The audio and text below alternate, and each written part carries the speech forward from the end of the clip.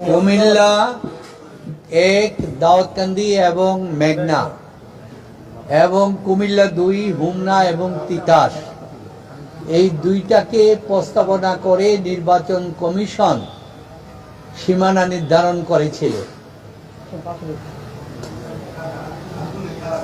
আসতেছে? আচ্ছা, সীমানা নির্ধারণ করেছিলেন।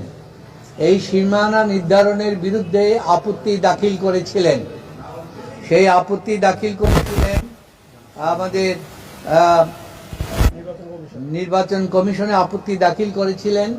সেই আপত্তি দাখিলে অধ্যক্ষ সেলিম ভুইয়া উনি একজন আপত্তি দাখিল করেছিলেন। ওনাদের আপত্তিটা ছিল দাউদকান্দি তিতাসকে এক করতে হবে এবং কুমিল্লা ২তে হোমনা এবং মেঘনাকে এক করতে হবে। তো এইটা ২০২৪ সালে যে নির্বাচন হয়েছিল ওই নির্বাচনে ছিল, কিন্তু এর আগে ২০০৮, ২০১৪, ২০১৮ নির্বাচনে ওই আজকে যেটা আছে কুমিল্লা ১-এ দাউদকান্দি মেঘনা এবং কুমিল্লা ২ দাউদকান্দি হোমনা তিতাস ছিল। তো সেইটাকে গত নির্বাচনে আপনারা জানেন যে গত নির্বাচনের তাকে অবৈধ ঘোষণা করা হয়েছে। নির্বাচনে চিফ ইলেকশন কমিশনার ওনাকে জেলে নেওয়া হয়েছে, অন্যদেরকেও গ্রেপ্তার করা হয়েছে। ওইটার কোনো বৈধতা নাই। তো সুতরাং ওইটা অবৈধ হিসাবেই করা হয়েছে। তো বর্তমান নির্বাচন কমিশন যখন এটা করে বিজ্ঞপ্তি দিলেন এবং সেখান থেকে তাদের আপত্তি আহ্বান করলেন, নির্বাচন কমিশনে বিশদভাবে ২ ঘন্টা আলোচনা হয়েছে।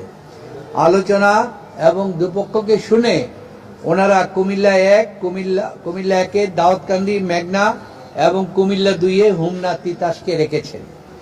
দাউদকান্দি এবং মেঘনাকে রাখার কারণ হচ্ছে, মেঘনার আপনারা জানেন আমাদের মেঘনা নদী থেকে যখন হাইওয়েটা আপনার মুন্সিগঞ্জের উপর দিয়ে গজারিয়ার উপর দিয়ে যাচ্ছে, এইটা গিয়ে আপনার দাউদকান্দি যখন ব্রিজটা পার হচ্ছে, দাউদকান্দির বাঁ সাইডেও দাউদকান্দি, ডান সাইডেও দাউদকান্দি, মাঝখান দিয়ে যাচ্ছে।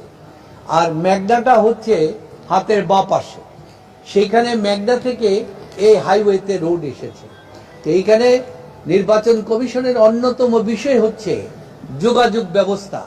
হঠাৎ যদি বিশৃঙ্খলা হয়, ভোট বাক্স প্রেরণ করা, বিশৃঙ্খলা নিয়ম করা, এই হাইওয়ে হওয়ার কারণে যেখানে যোগাযোগ ব্যবস্থা ছিল ১ থেকে ১.৫ ঘন্টার বেশি, এটা হয়ে গেছে ১০ মিনিটের ব্যাপার। তো সুতরাং এইটা একটা বিশাল গুরুত্বপূর্ণ হিসাবে জিনিসটা করা হয়েছে। আবার নির্বাচন কমিশনের একটা ছিল যে এক জেলার থেকে আরেক ভোটার কেন্দ্রে